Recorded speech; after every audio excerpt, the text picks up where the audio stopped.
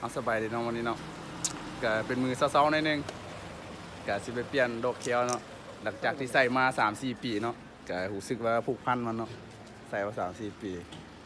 ก็บ่มีหยังหลายเนาะไปเบิ่งไปเปลี่ยนดอกเขียวอยู่พุ่นเลยไป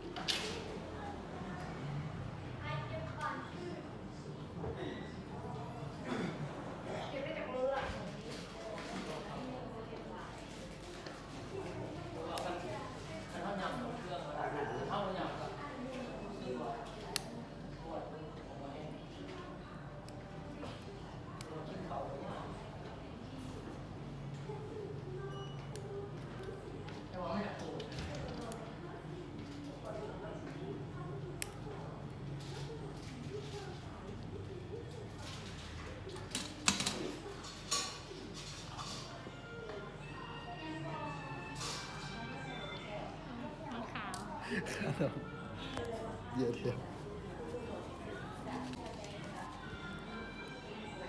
อาป่ะกินอะไรกันถูกกว้างเนี่ยก็จะคุยยิ่งพูดพูดอาตรงกว้างพูดเหรออาตรงกว้างเลย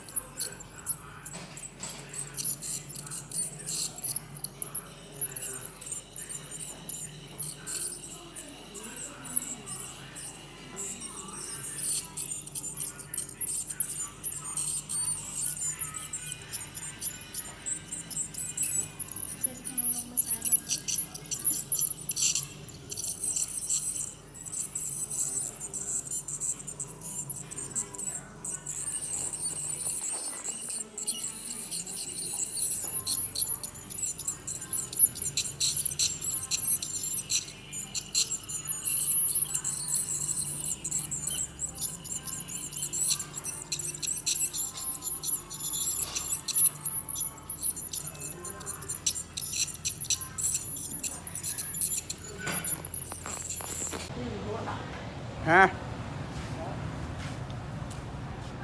เรียบร้อยติ้งเสร็จมาละ เป็นสีแบบ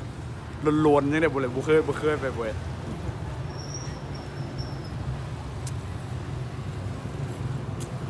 ยันกูได้กลับไป